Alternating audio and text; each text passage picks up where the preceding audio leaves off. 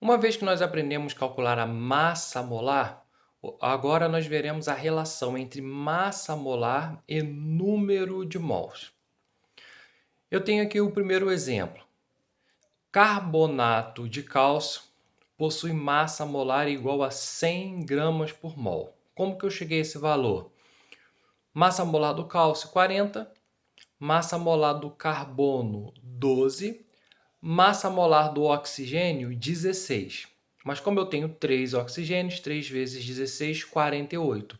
Somando, a massa molar do carbonato de cálcio é igual a 100 gramas por mol. Ok. 100 gramas por mol, eu vou precisar abrir isso numa regra de 3. Observa o que eu vou fazer. Não preciso inventar nada, só vou copiar o que está escrito aqui. Então, 100 gramas, copiei, 100 gramas. Essa barrinha que está aqui, inclinada, ela já está cansada, ela está em pé aqui desde o início do vídeo. Então, a gente vai pegar ela que está em pé e vamos colocá-la deitada aqui. É exatamente a mesma barra. Então, estou copiando. E aqui eu tenho uma unidade sem nenhum número. Significa, então, que eu tenho 1 mol. É a unidade, apenas uma unidade. 1 mol. Então, eu pego 100 gramas, está aqui. A barrinha coloco deitada e 1 mol. Agora, o que era um número 100 gramas por mol, eu começo a interpretar esse número montando uma regra de 3. Então, a massa de carbonato de cálcio, 100 gramas. 100 gramas, então, corresponde a 1 mol. Toda vez que eu calcular a massa molar, eu vou ter o resultado desse tipo, aonde a massa encontrada corresponde sempre a 1 mol da minha substância ou do meu composto. 100 gramas por 1 mol. No exemplo número 1, nós relacionamos massa com número de mols.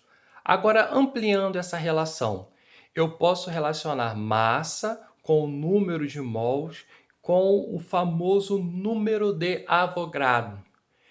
O número de Avogadro é um número que corresponde ou que representa 1 mol de qualquer molécula, íon, átomo, substância, qualquer coisa. Então, quando eu venho para o carbonato de cálcio, e calculo a sua massa molar, 100 gramas por mol, isso aqui é base para que eu possa criar a seguinte relação. 100 gramas, está copiado aqui. A barrinha, essa mesma barra que eu coloco ela aqui, corresponde a 1 mol, que está colocado aqui, e 1 mol corresponde em qualquer situação, isso vai ser sempre assim. 1 mol corresponde a 6 vezes 10 a 23 moléculas ou íons ou átomos ou o que for perguntado para você no exercício. Então, antes nós tínhamos uma relação massa-número de mols. Agora, através da massa molar, nós estamos ampliando essa relação. A massa corresponde a 1 mol e 1 mol corresponde a 6 vezes 10 a 23 de qualquer coisa.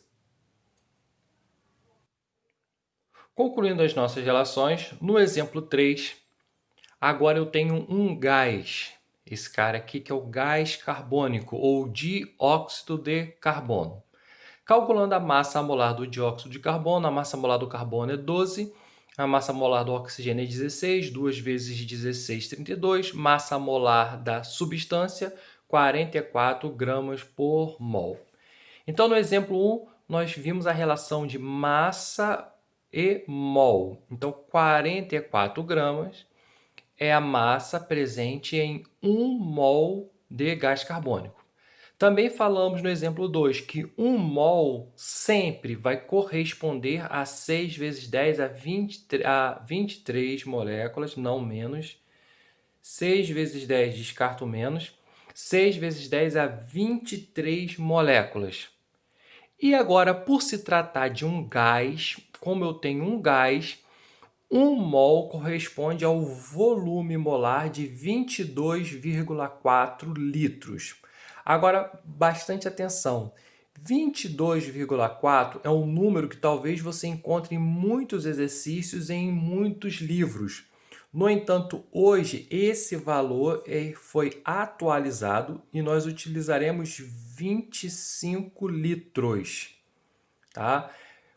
Recentemente foi modificado esse valor e o volume molar, que por muito tempo foi considerado de 22,4 litros, hoje nós já trabalhamos durante algum tempo com 25 litros. Então é bem provável que você encontre em exercícios, em questões de vestibular, o valor de 22,4. No entanto, nós vamos usar 25 litros, que é o valor atual. Então, essa é a relação que nos permitirá resolver todos os problemas que nos serão apresentados. Uma vez que eu calculo a massa molar, eu posso pegar a massa molar e abrir ela numa relação. Essa relação contém a massa, que pode se relacionar com o número de mols, que pode se relacionar com o número de moléculas, que pode se relacionar com o volume molar. O que eu tenho de fixo é, esse valor aqui é fixo, será sempre 6 vezes 10 é 23, e esse valor aqui é fixo, será sempre 25 litros. A massa molar estará sempre para 1 mol, então esse valor também é fixo. Então, repare que essa parcela da relação é sempre essa. A única coisa que vai mudar na sua relação é a massa que você vai encontrar da sua substância ou do seu composto. Então, uma vez que nós temos a massa molar, nós podemos abrir numa relação e que nos permitirá resolver uma regra de 3 para calcular ou a massa, ou o número de mols, ou o número de moléculas, ou o volume molar de qualquer coisa que eu queira. Vamos ver o seguinte exemplo. Considere 64 gramas de gás oxigênio. Aqui eu tenho a fórmula O2. Qual é o número de mols que corresponde a 64 gramas de gás oxigênio? Então vamos lá. Primeiro passo. O primeiro passo é sempre calcular a massa molar. Todos os casos começam assim. O primeiro passo é sempre calcular a massa molar. Então, o O2, a massa molar do oxigênio é 16, mas como eu tenho 2 vezes 16, 32 gramas por mol.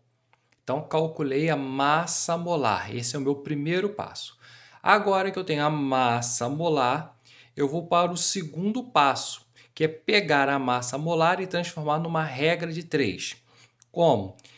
32 gramas, que é a primeira parcela. A barrinha que está cansada de ficar em pé, eu vou colocar deitada. 32 gramas é o que corresponde a 1 mol de gás oxigênio. Então, peguei a massa molar e transformei numa regra de 3. Se 32 gramas corresponde a 1 mol, 64 gramas corresponde a X.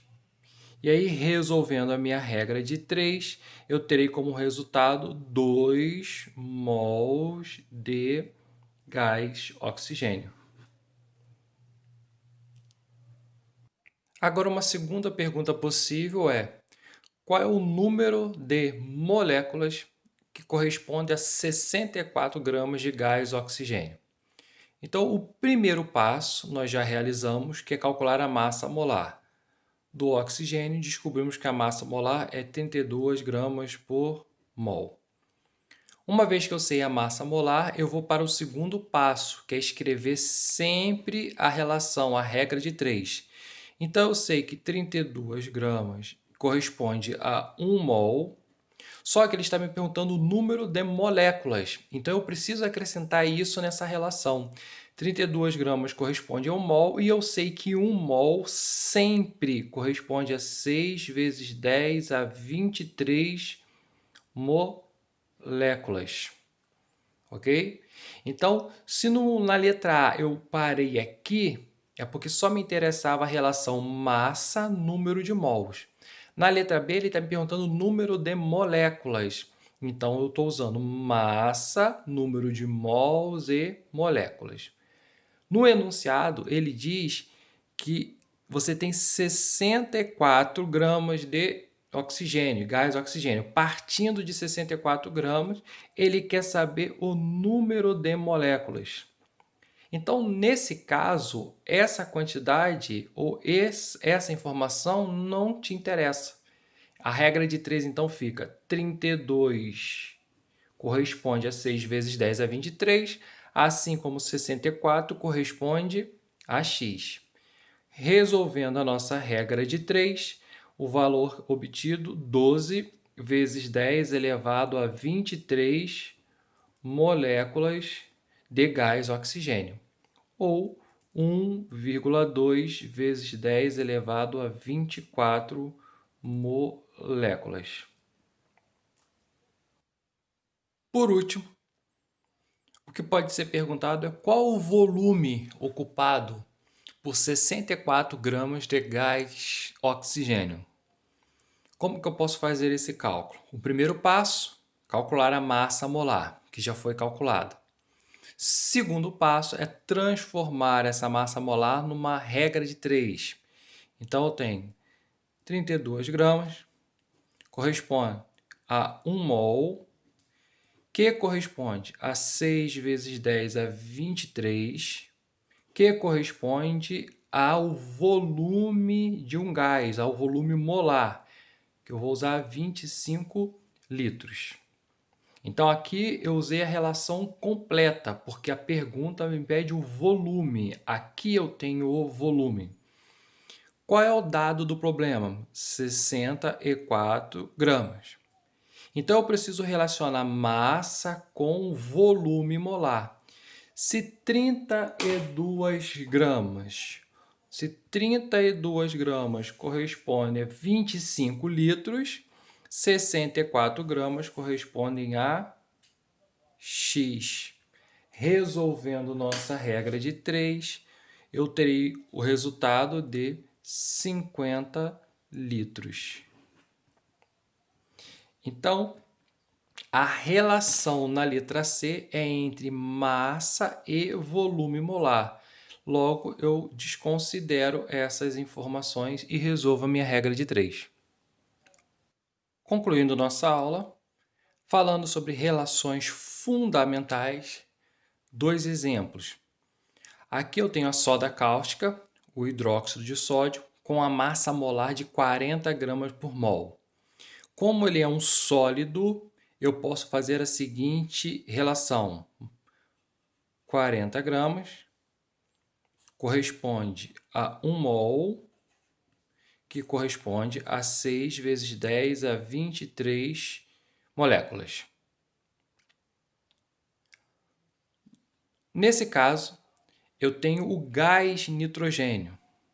Aqui eu posso escrever a seguinte relação. 28 gramas corresponde a 1 mol, que corresponde a 6 vezes 10 a 23 moléculas, que corresponde a 25 litros. Qual é a diferença? Uma vez que eu tenho um gás, eu posso fazer a relação com seu volume molar. Uma vez que esse cara não é um gás, eu não vou fazer relação com o volume molar. Então, nas nossas relações fundamentais, eu tenho aqui a massa, aqui eu tenho o número de mols, aqui eu tenho o número de moléculas e aqui eu tenho o volume molar. Com essa relação, nós podemos resolver todos os exercícios da lista de exercício.